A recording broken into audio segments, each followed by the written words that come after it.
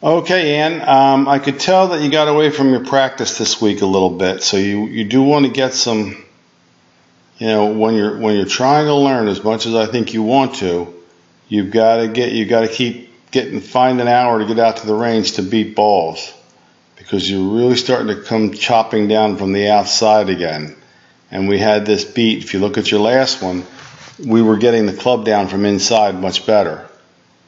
Jeff does it a little bit, but yours is quite a bit. So we have to keep you coming from inside. How do you do that? You have to turn, not sway. Turn, not sway. By turning your body, it'll put you behind it a little bit.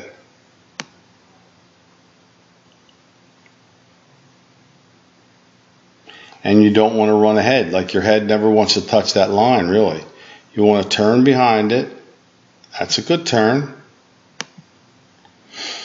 When you were really hitting those solid shots, I'm going to get to the left arm extension here in a minute, but when you were really hitting those solid shots, that was a good solid turn behind the ball, like that is right there. Sometimes you sway, meaning instead of rotating, your body will get too far to the outside, But that's pretty good right there. Now you have to keep the shoulders closed as much as possible. You cannot start down by running ahead and opening them. That's too early. So we'll go back to the model that I use for a lot of this.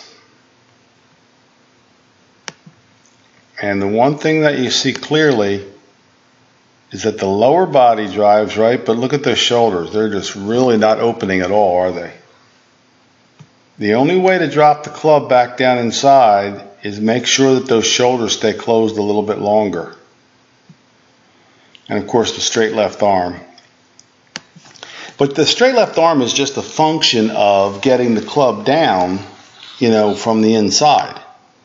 As I was telling Jeff in his video, if you come from outside, you're almost forced into a chicken wing situation. That's the last thing I want to get. So it's all tied together here. We got to turn you behind the ball, not sway. Keep your shoulders closed. You got to drop your arms from the inside and extend. And those were the things that we told you before. Now remember, if you top the ball, that's probably this chicken wing.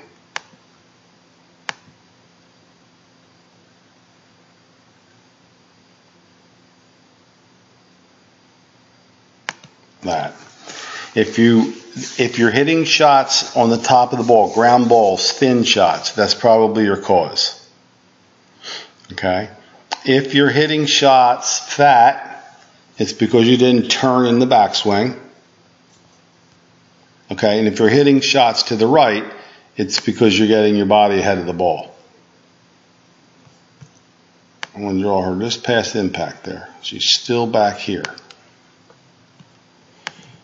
And, you can see where the quality of your golf shots, when you get behind it, stay behind it, and let your arms fall into the slot, is like day and night. This is just a habit, because once you break that habit, you get some really good shots.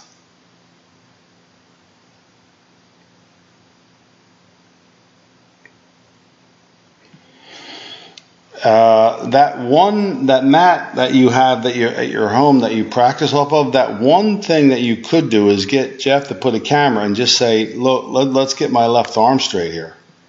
And I definitely want your shoulders more square to the ball when you hit it, not so far open. That means that you're unwinding too early like this. That's unwinding too early. Got to keep the shoulders closed. This must come down before the shoulders spin open. When you get that, then we're going to be home. The quality of your shots when you're hitting the good ones is way better. So we know we're on the right track. And we can get you to a much more consistent game if we can break some of these old bad habits. But this week, without the time to practice, it's easy for them to, sneak back in. That's just the way they are.